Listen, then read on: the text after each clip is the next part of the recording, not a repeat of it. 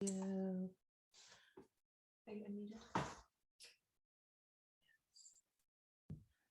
Hello, everybody. Welcome. Welcome to a presentation by Rogue Riverkeeper featuring Jackson County Watermaster Shavon Haynes. I'm Frances O'Young, Rogue River Program Director, and I'll be the moderator tonight. I'm assisted tonight by Haley Martin, our Communications Associate, and we will be moderating the chat. Rogue Riverkeeper is a conservation and clean water advocacy organization based in Southwest Oregon, and we operate as a program of the Klamath-Siskiyou Wildland Center, and we are a member of Waterkeeper Alliance, a global water advocacy network. Thanks for joining us. We have over 100 registrants for this event, and we appreciate your interest and engagement in water in the Rogue Basin.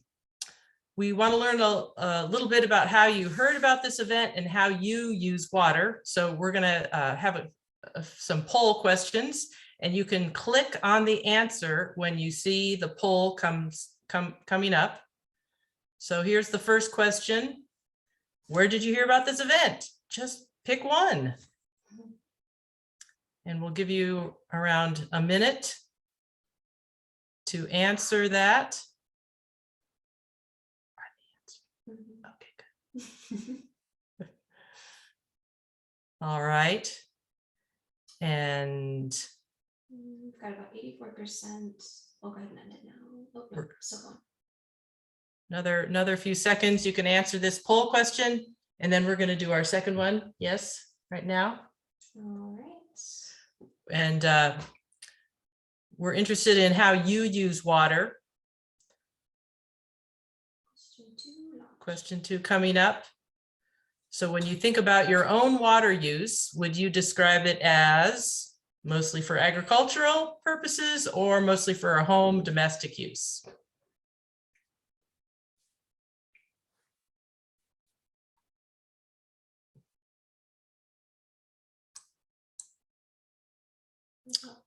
All right, and another few seconds on that question. While we're finishing up that poll question, I'll go into a little bit of housekeeping. This presentation is also being live streamed on Facebook, and after the event, the recording can be viewed on the Rogue Riverkeeper Facebook page. Facebook comments will not be moderated. We don't have the capacity for that, but there is still time to go to the Rogue Riverkeeper webpage and just register for the Zoom event if you want to be able to chat live with us. Those who registered for the Zoom event will be able to communicate with us tonight through the chat. Click on the bottom where it says chat and type in a comment or question. Shavon will give his presentation first, and then we'll open it up to questions. And Haley and I will be reading the questions to Shavon. Feel free to drop questions into the chat throughout the presentation. We'll be keeping an eye on that and tracking that. And yeah, when he's finished, we'll get into those questions. I did want to note before we start that water regulation and usage in Oregon is pretty complicated, and there are many different agencies and jurisdictions involved. And as we go through the evening, the Watermaster, Shavon Haynes, will be speaking on issues in his purview, but a lot of the attendees tonight are going to have lots of other questions and concerns about water usage, water regulation, and some of those are going to be outside the scope or the authority of the Watermaster. And so I hope you understand that none of us here tonight have all the answers or are directly involved in perhaps your particular concern. But hopefully Shavon will help clarify some of this, and our intent is to engage you, but not to confuse you. We've got a couple more poll questions. This relates to people's understanding on how water works in the state of Oregon in terms of governmentally and regulation-wise. So this question, what decision-making body do you think has the most influence on Oregon water policy?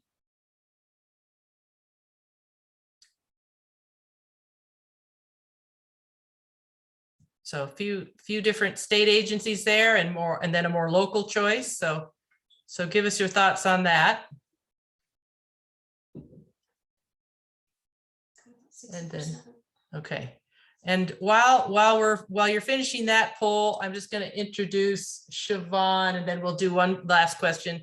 So Shavon Haynes was raised in Cave Junction, Oregon, in the Rogue Basin, and he's a graduate of Southern Oregon University. He's been employed by the Jackson County Watermaster's office since 2003 and has served as the Watermaster since 2017. And even though we call him the Jackson County Watermaster, he's actually an employee of the Oregon Water Resources Department, and he is a state employee, even though he's got an office in the county building.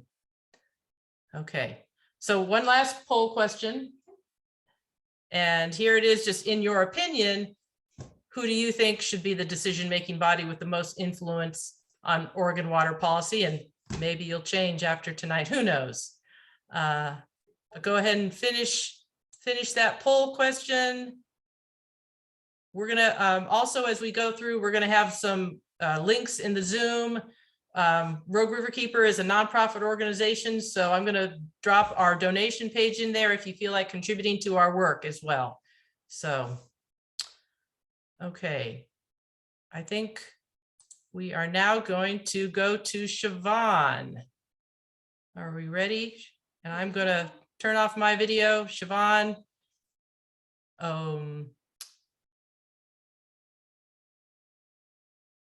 Okay, and I will put the link in.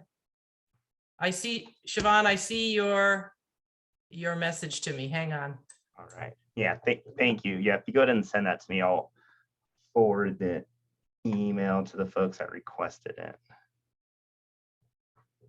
before I begin. Yeah, Haley is going to put it in the chat or the link or the email it. No, I'm gonna email it. She's going to email it to you. Does that work?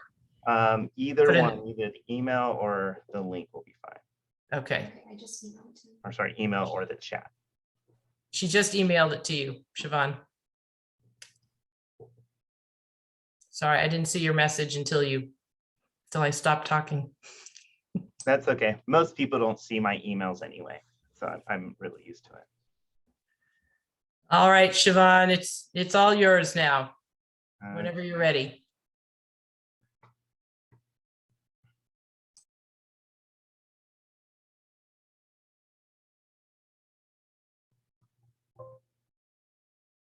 Just one moment. I apologize.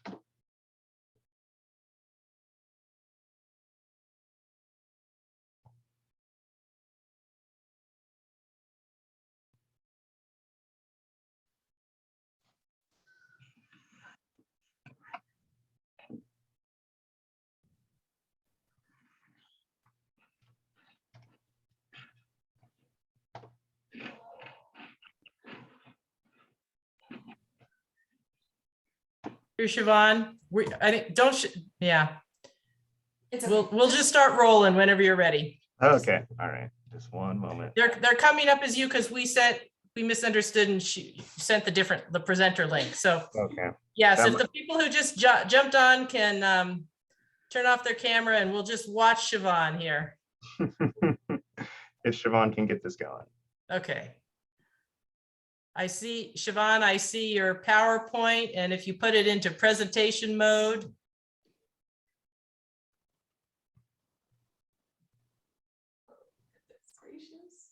All right. Are you seeing just my opening slide there?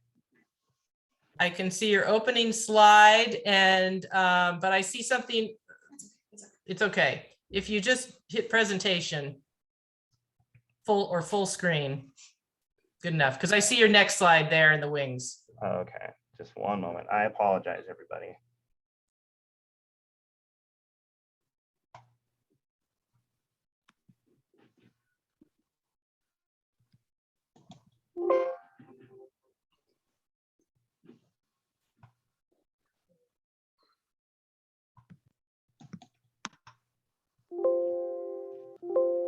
Do you still see the other part in the wings over there? It looks great. It's a Okay. full screen there, Shavon. Yay. All right. I just want to thank Francis and everyone for allowing me to come and speak with you all today. once again, my name is Shavon Haynes, and I am the Watermaster for District 13. I work for the Oregon Water Resources Department, and my area, it pretty much covers all of Jackson County. So the Water Resources Department is a state agency that's charged with kind of managing the water resources within the state of Oregon. It's broken up into 5 different divisions. The division that I work in is the Field Services Division. So we deal with all the water use and water distribution and regulation. We conduct safety of dam inspections. We make sure, or we do the best we can to ensure that the folks that are using water are using it properly in a means that aligns with their water use permit and or water use certificate. Some of the duties that I have, it's customer service. We look up well logs. We help folks research water rights and participate in some technical stuff regarding water right applications. Mostly what I do is regulation and distribution. That means if there's not enough water to satisfy some water rights that may have really old priority dates, it's my job to go out and make sure that the folks on those systems are using water in not excess to what they're allowed. And if there's still not enough water to get to those older water rights, then I get to go and have those difficult conversations and shut off water users so they are no longer able to use water to satisfy the needs of those older water right holders. We have a whole slew of stream flow monitoring sites or stream gauging stations. I believe I have about 39 monitoring sites in Jackson County alone.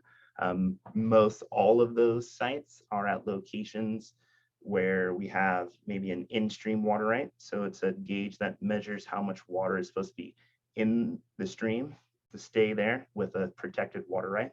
Many of those stream gauging sites are at locations where there's water diversions, maybe above or below, let's say, an irrigation district, to help make sure that they're taking the proper amount of water. So, and the big topic is challenges for maybe new water uses. This image here is just showing water availability within the state of Oregon. Much of our area, the water availability model is showing that there's no water available, and that's pretty evident. When we're looking at our current and existing streams and reservoirs, there's not enough water to go around for the existing water uses. So we're really just showing that, there's really no water available for any future or new water allocations. So more challenges. Here's what we call a teacup diagram. This is showing reservoir levels for some of the current Bureau of Reclamation reservoir projects. These reservoirs are the sources of water for the 3 main irrigation districts, and those would be Medford Irrigation District, Rogue River Valley Irrigation District, and Talent Irrigation District. All 3 of those districts rely on not only stored water, but live stream flow water coming from the Little Butte Creek system, as well as the Bear Creek system. Here's an image showing some of another teacup diagram of the Army Corps of Engineer storage projects, being Lost Creek Reservoir on the Rogue River, as well as the Applegate Reservoir on the Applegate River. Currently, the Lost Creek Reservoir is about 44 feet below the ideal fill mark for this time of year.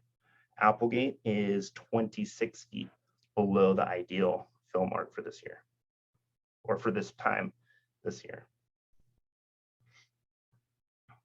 So this diagram, this image is just showing, the red line is what we call our control or water control diagram.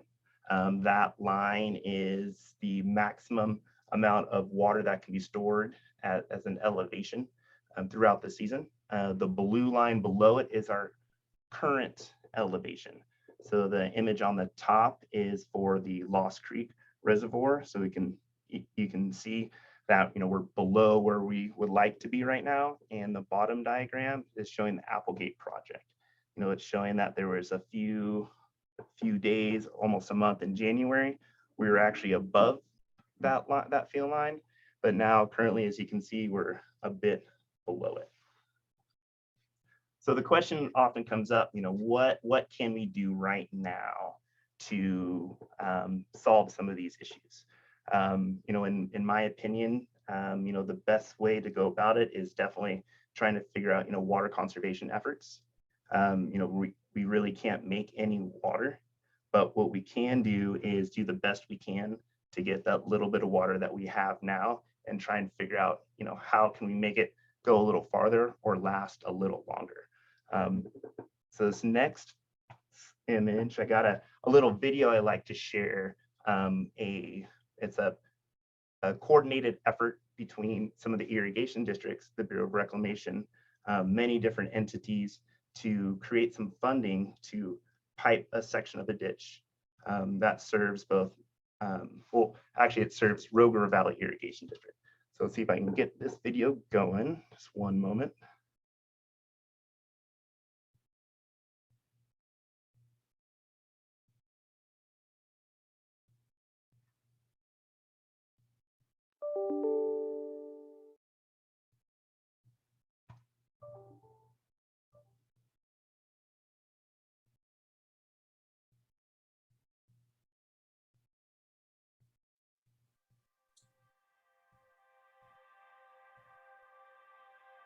Agriculture in this valley, it's been the backbone since the very beginning. The oldest water rights in the state are actually just down the road here.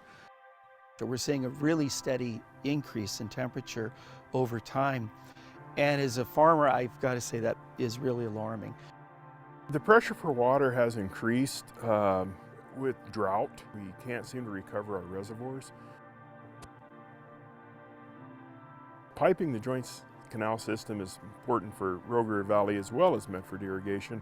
Simple for conservation. So we can stop the canal from leaking, and we hopefully keep water in the reservoir so we make it longer than August 2nd in drought years.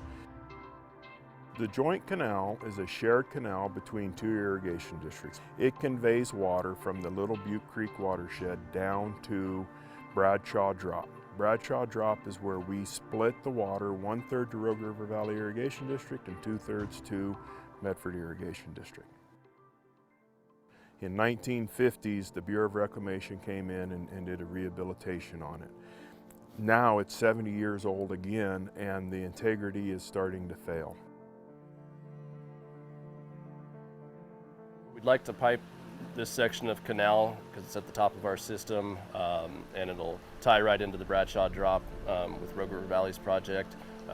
We have a lot of water savings through the piping process and a lot of O&M savings, not having to deal with aquatic moss, monitoring for leaks and repairing leaks.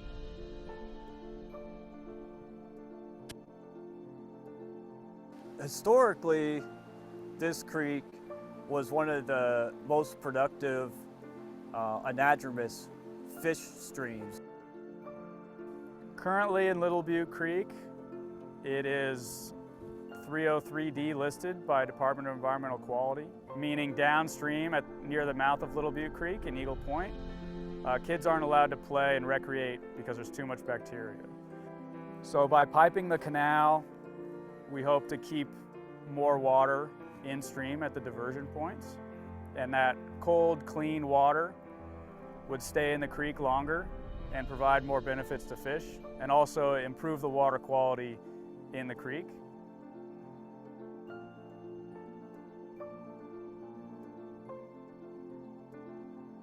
We grow almost 200 acres of hay. Our irrigation season was very short because of the lack of water. We had water roughly 3 months, and the typical season is more like 5.5 months. Last year we were finally able to install 2 new pivots for irrigation, and that was all because of the pipeline that was installed, and so now we're able to get pressurized water out of that pipeline with no pumping costs. So this summer was an eye-opener for me that on the north side with the sprinklers, I was able to raise as much hay as I would in a typical year in just 3 months with the sprinkler system. It was all possible because of that pipeline and the pressurized pipe. We have to rethink how we use water and how we kind of conserve the water that we have. Our livelihood is at stake. We're an irrigation district. We're supposed to deliver water. That's what we do.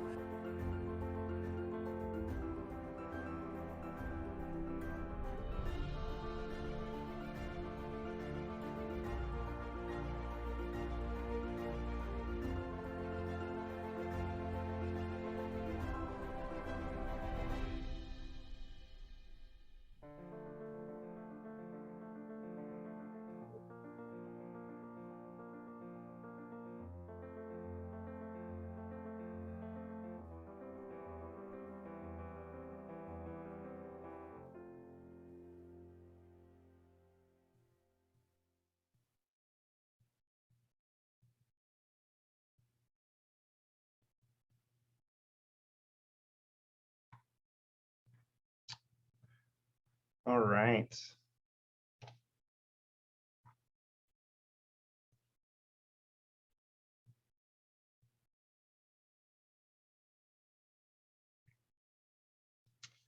So December 9th, 2013.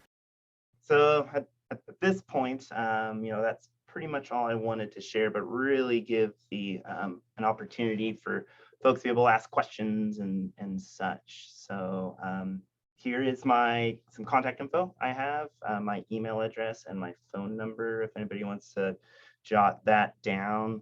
So if there's anything that comes up after tonight's meeting, if anybody wants to send me an email, have any questions, or give me a call, more than willing to answer any and all questions that water related. And if it's something that I can't address or don't have the answer to, I'll do my best to point you in the right direction.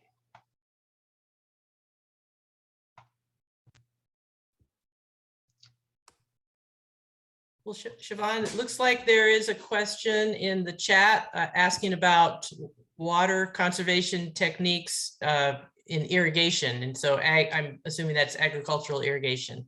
So that was a great film with the Farmers Conservation Alliance, is the nonprofit. Are they still out of Hood River? That's what I understand. Yeah. So they have been working with partners down here to do the piping. And that's a great, it looks like people are also interested. They're going to be asking questions about that. So Shavon, if you want to go into more kind of, it sounds like people are asking about agricultural water usage and conservation. And then I am seeing a question about details about the piping project, cost, timeline, financing. And I saw that there might be perhaps someone else on this call. Paul DiMaggio was here a little while ago. He might be able to answer that too. But why don't we start with a couple questions there, and I see the rest of the questions and we'll get into those as well. Okay. So the first question there I see is, what is the most conserving technique in irrigation? In my experience, there's a time and place for every method. The real important thing is to make sure that whatever method you're using is the proper method for the proper type of application. As many folks will like to attest, they feel like flood irrigation is the most inefficient way to irrigate. However, there are certain circumstances and situations where flood irrigation actually may be the best way to irrigate certain crops if done properly. Since my agency mostly deals just with water use and water allocation, we don't really dabble too much into the the actual conservation applications of water to certain crops. But Paul DiMaggio is on in the group, I believe. He's an engineer for the Jackson Soil and Water Conservation District, and those are types of things that he deals with on the regular basis. So maybe like later on, maybe if not tonight, in future talks, potentially maybe Paul would have the opportunity to participate and talk about different types of irrigation techniques. I see Paul made a comment. He's just listening tonight because he's participating as just as a listener, but I will just put a plug in for the Jackson Soil and Water Conservation District. They actually receive a part of our property taxes, and so that's how they fund their agency, and they serve many, many different people, agricultural users as well as urban users on natural resource issues. So they've got a website, of course, and staff, so check them out. Yeah, thanks. And so another question I see here is, is there going to be enough water for boating in the wild and scenic this summer? As far as I know, there's going to be enough water. There may not be quite the flows that folks have been accustomed to when boating that section, but there'll definitely be some water there. I participate with the Oregon Department of Fish and Wildlife and the Army Corps of Engineers to kind of develop a release schedule for Lost Creek Reservoir and the Applegate Reservoir. We meet every week to talk about inflows, outflows, and storage capacities. Every year, usually about May or June, the Army Corps puts out an actual release schedule. So folks will know exactly how much water is going to be released out of the reservoir during the summer months. And it changes usually every few weeks, kind of depending on, water temperature and agnus, and or where the fish are spawning and where they're at within the system. But if folks are concerned about what the flows are going to be during those sections, I highly recommend paying attention to the Army Corps of Engineer Rogue Basin project webpage around June, when they get that release schedule released out to the public. So the question is, can I share details about the piping project, cost, timeline, and financing?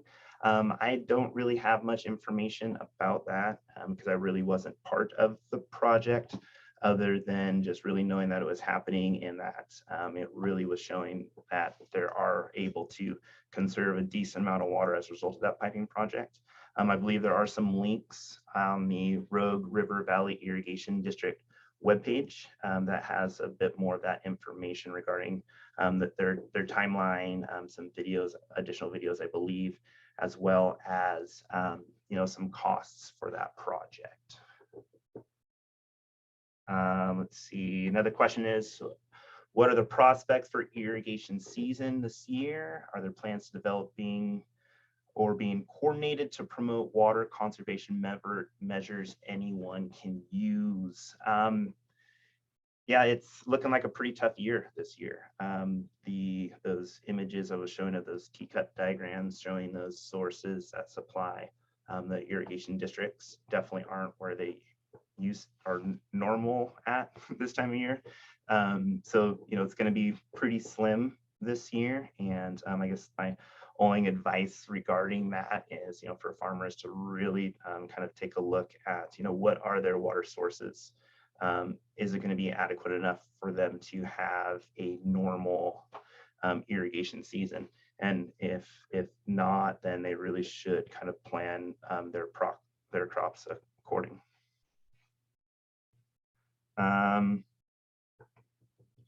Ooh, great one. Why does it matter if the canals are piped if water isn't there? That's a great question. In my opinion, if canals are piped, that and at the end of the day may result in less water actually being released or diverted from these storage projects specifically for irrigation. And if there's less water being released, that means there's more water for additional carryover to those to the next seasons. That's definitely something that we're seeing the effects of right now with those Bureau of Reclamation projects. You know, they're designed to have carryover to withstand, you know, multiple years of drought or multiple years of, you know, reduced or below average precipitation. And so the more that we can, you know, keep in those reservoirs during the distribution season, the more we can carry over. And so the more that is stored there to kind of get us by these consecutive low water seasons. Also, by having these canals piped, there's going to be less runoff. And so that runoff, you know, it sometimes can elevate the, you know, the poor water quality of these systems. So those are some of the benefits of piping those ditches. That's a question. Did you see the one about the water table and wells going dry, and someone's wondering if what's the likelihood of that happening in our basin? Oh, is that the one by Tom Hitchcock? Mm-hmm.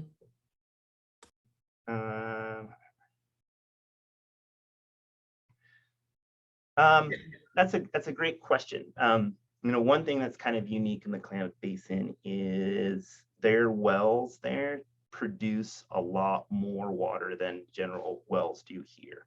They're deeper and produce quite a bit of water. And so there were a lot of irrigation rights and emergency irrigation rights that were issued in many of those wells in the Klamath. When we do have a fair number of irrigation wells in our basin, however, you know, the yield of these wells are nowhere close to the yield of the wells in the Klamath.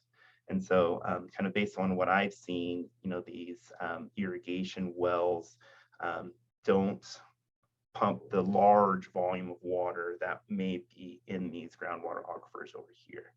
You know, there's always potential of wells going dry if they're overtapped, but overall, we don't have quite the large producing wells as they do in the Klamath. And thus, we're not really issuing large volume water rights that as compared to the ones that they're issuing over in that basin. So the question, what is the impact of unauthorized water use and who has the responsibility for enforcement? So yours truly has the responsibility to do enforcement on unauthorized water use. You know, nobody likes to be the bad guy or the police of anything, let alone water. However, my agency does have the authority to, you know, assess civil penalties on unauthorized water users, as well as making a recommendation to the district attorney to also go after unauthorized water users criminally. So we do have those tools. We often try not to use them unless it's a last resort.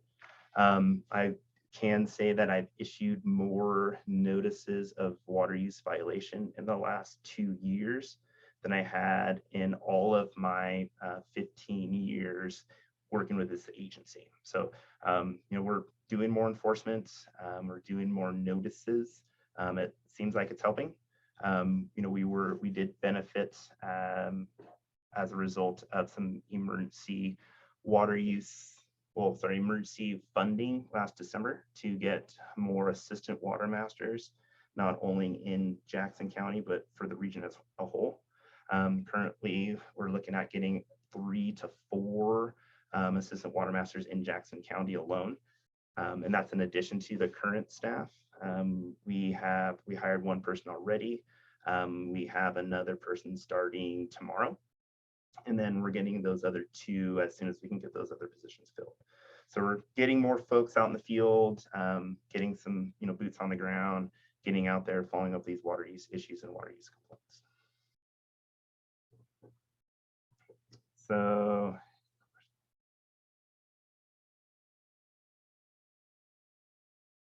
Yeah, so like the question regarding submitting a water use complaint. So we do receive anonymous complaints, and those can be either submitted to us via a phone call, an email. The county has a nice Watermaster page, and on there's a link on how to file a water use complaint. You can also go to the Oregon Water Resource Department webpage under the Watermaster District 13, and there's a link there as well for folks to be able to submit a water use complaint. And we do receive anonymous complaints, but it really helps to be specific as to the exact location as to where the unauthorized water use may be taking place.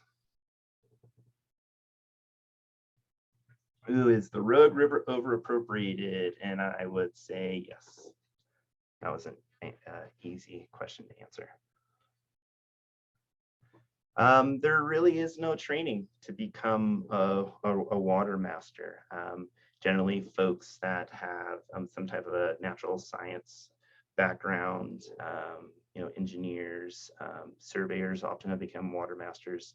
A lot of it's just kind of on the job training, but if you kind of like to be outside and you like, the natural resources, and if anybody ever wants to start a career as a water master, we are hiring for a few more folks to be assistant water masters. So if anybody would be interested, please take a look at the State of Oregon jobs page under assistant water master or Oregon Water Resource Department and check out those links. And if it looks like a career for you, I highly recommend applying. So it looks like the last question here says, can the Extension Service advise farmers on how to manage their water? I believe the Extension Service does provide that service.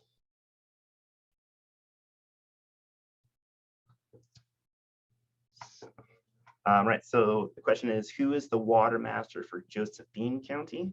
The Water Master for Josephine County is a gentleman by the name of Scott Siciliani. I just go by Scott C because I've been working with the gentleman for a few years now, and I still cannot pronounce his name properly. But sometime before the end of the evening, I will put his contact information down in the chat. I'll put his office number as well as his email address. Oh, there he is. I'll drop it in there.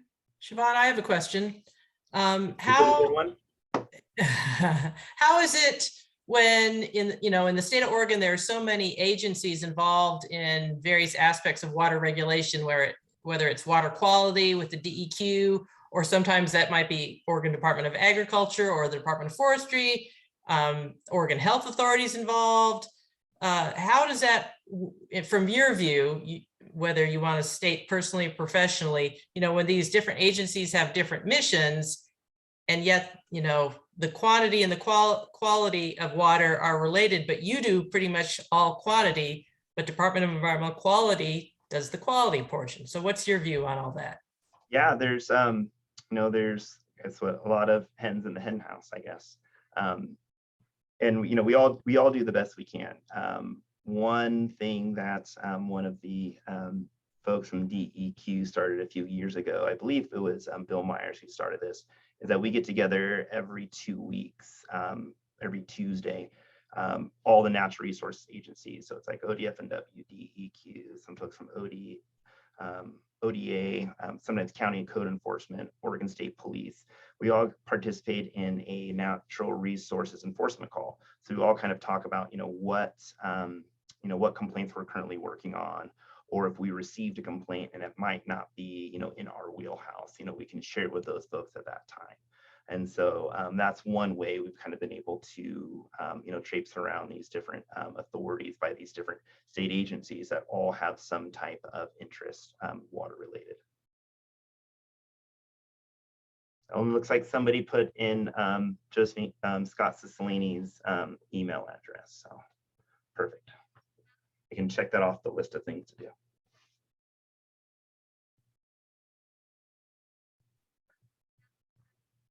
And I see a couple more questions there too. In your video.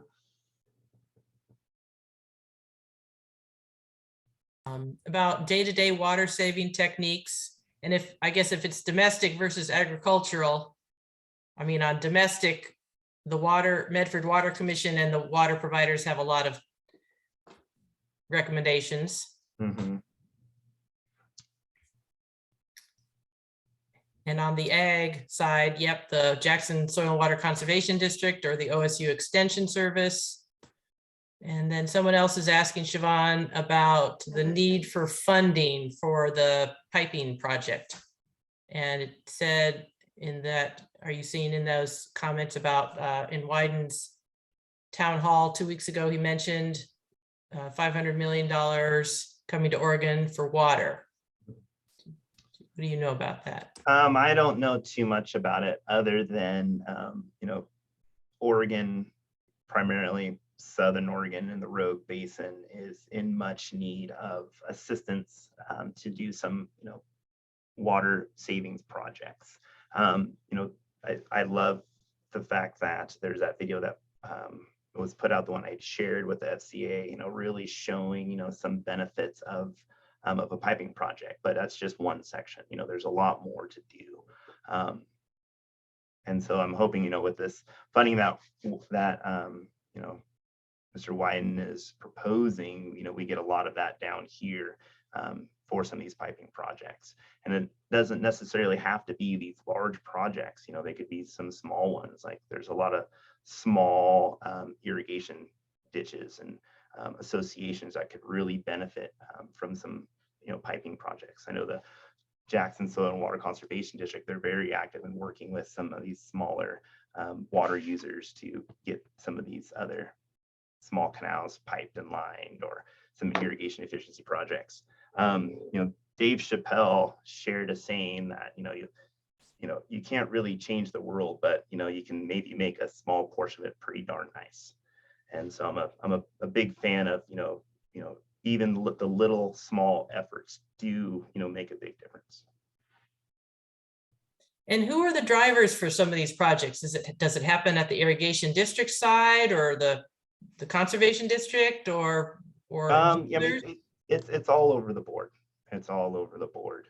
Of course, a lot of the driving factors for these conservation projects are folks that are mostly concerned about in-stream uses. So, we talk about like the biological opinion, making sure that there's enough water for fisheries enhancement, and these dranomous fish that need different amounts of water, different times of year. And so a lot of these projects are the driving force are coming from those individuals, as well as the irrigators. A lot of folks, they know how much water they're going to get, and their ditch is really long, and even though if they put their full amount in the ditch, it's not going to get all the way to the end. So I guess that best answer your question, Francis, it's kind of all over the board. Yeah. And how are you seeing in your dream world, Shavon, how does the cannabis and water resources question play out, do you think? Well, there's one thing I can say for a fact is that cannabis is not the reason why we're having a water shortage. If one thing we could take a look at is, these high elevation reservoirs, there's no cannabis cultivation up there that's filling these reservoirs. I mean, it's pretty clear that, the real reason is because there just isn't as much water now as there used to be coming down in these precipitation events. Many of these locations that are growing cannabis, it's a change in crop type. And so a lot of these places already had irrigation. Now it's just a change in irrigation. But however, these many of the sites are in locations where there isn't ample water, and the little bit or that addition that these farms are using that are not authorized are having an impact to some of these smaller streams and creeks and shallow wells as well. Yeah, that's great. I'm hearing you say that, because whenever I talk to people about water, I hear a lot of people complain about the hemp or cannabis farmer near them, blah, blah, blah. But people have been growing agriculture here for a long time. But our precipitation and our storage abilities are what it is. And so it's only going to go so far. A lot of people comment about the water truck situation, and I know, and I guess if you can clarify from your view, because it's the Water Commission, the Medford Water Commission runs those stations, those distribution stations. So do you want to say something about that? Because a lot of people talk to me, those darn water trucks. Yeah, well, I'm glad you brought that up, because those concerns have been heard and folks have been extremely vocal. The Illinois Valley, there's been a group out there that's been very, very vocal, communicating with different representatives, trying to get some type of legislation passed to address water hauling, and they were successful. I believe it's Senate Bill 4061 that has created some rules and regulations regarding the trucking of water for cannabis related sites. And now it is my understanding, because of that legislation, it is actually illegal to supply water trucking to a site that does not have a registered cannabis location. So before there was no rule regarding it, now that there is. And all of that legislation is truly a result of the community stepping up, voicing their concern and demanding change. And from what I've seen, that change is happening. Great. But then that takes actually someone, who would the enforcement on that fall to? State police, or? That's a good not you. That's a good question. Since I think that just got passed at the very end of February, we're still kind of working some of that stuff out. So at this point, I don't know the answer to that question, but other than somebody gets to enforce it. So it may not solely be me, but I will most likely be helping those individuals with it. Great. So if you check out the chat, we've got Haley's dropped in some links to Senator Wyden's town hall meeting, which is this Friday. So people who like to be engaged in natural resources and water resources and public lands, going to talk to your elected officials, whether it's in a town hall or sending an email or a message, those are all great ways to let your concerns be known.